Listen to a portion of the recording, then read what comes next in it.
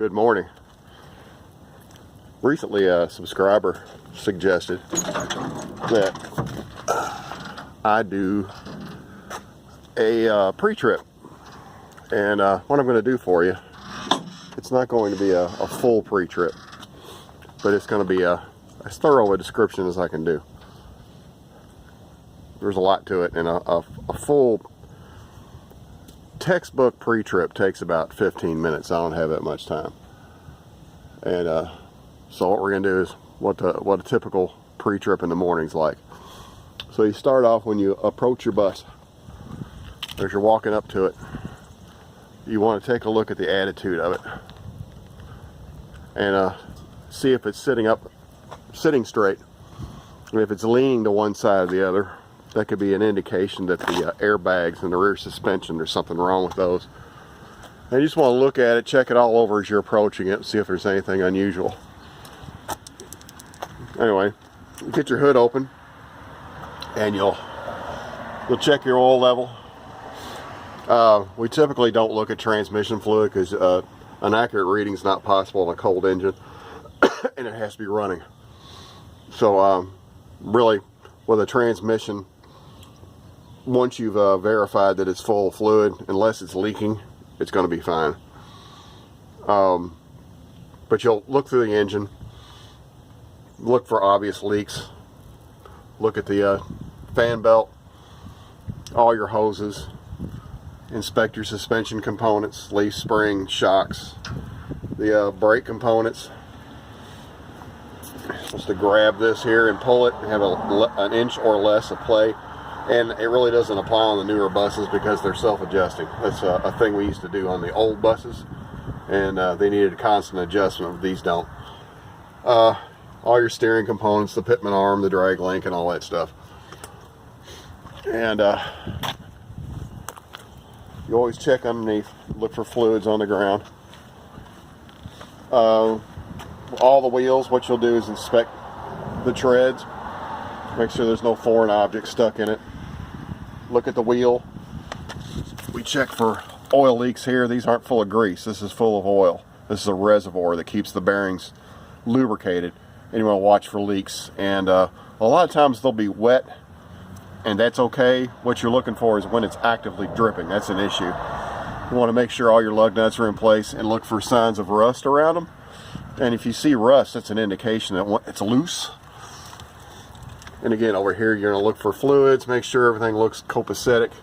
Your reservoir is full. And see, this is, I don't know if you can see that, but it's right up where it's supposed to be, which is a miracle. And this is your hood latch here. This prevents the hood from falling in on you. And we're going to continue with the walk around outside. I'll tell you what, let's turn the lights on. Once you get done underneath the hood, fire it up, get your yellows going, turn the four ways on, turn your headlights on.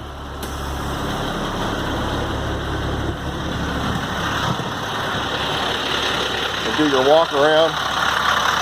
What you'll do is you'll verify all your lights are working. You're going to want to check your gas cap, make sure it's in place and not leaking. Reflectors are there. Again, you'll do the same type of wheel inspection, wheel and tire inspection here.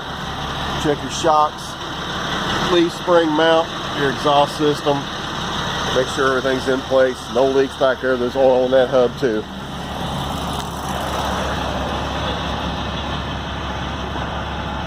Back here, you verify all your lights are working. Check your emergency doors, make sure the gasket's in place. Alarm is working. Now my hand is filthy. I don't have my gloves on. And you'll do the same as you did on the inspection on the other side. You'll verify wheel and tire integrity. You check the door and the door gasket again on this side. Check your stop arm, make sure the bellows is in good shape. The wire's not frayed or broken. Your return wire is good shape. Make sure your electrical compartment is closed. Make sure the battery compartment is closed. You don't see any fluids or anything.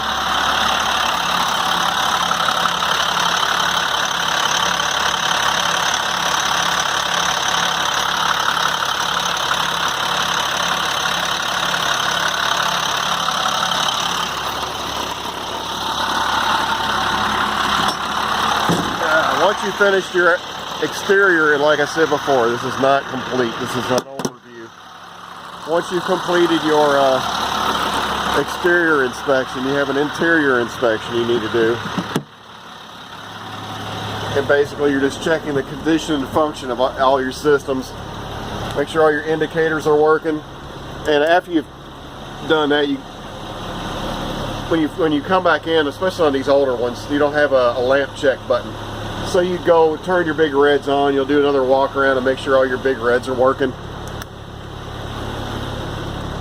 You'll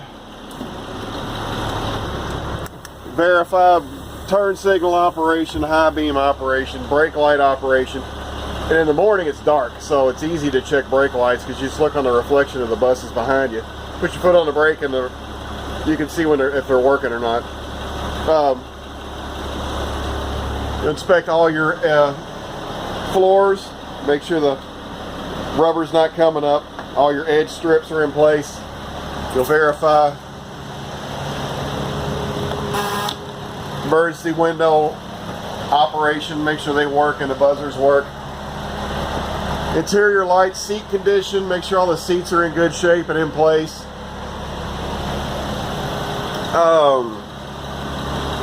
There's more to it than that, but that's it in a nutshell. Yeah, you'll check all your gauges, make sure your oil temperature, oil pressure, it's at the right operating temp pressure. Fuel level, air pressure. You'll do your lab before you leave. The air system check that we did the video on recently. And then you'll fill out your logbook. You put your date, mileage, and checking off, verifying that you've done your pre-trip. And it's something we do every single morning.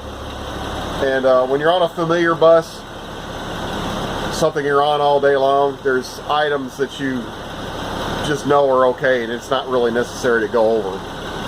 But like I said, when you do your DOT driver's test, you have to go through and do a walk around and describe your pre-trip, and it's involved. It checks every single thing. You're checking, make sure the mirror brackets are on the bus and tight. You got to put your hand on it and say it's not loose, missing, or broken. Mirrors, every single lens, everything. You check everything, and it's extremely detailed. And it's anal for a reason, because it's important, And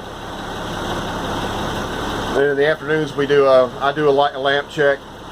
I do a walk around, check for fluids, check the tires, make sure all my lights are working, and go on from there. It's not nearly as detailed as in the morning. And you especially want to pay close attention when you're on a bus that you've never driven before. But anyway, that's it. And just that breezing through it took 8 minutes and 45 seconds. So give you an idea that it can take a while to do a really thorough one.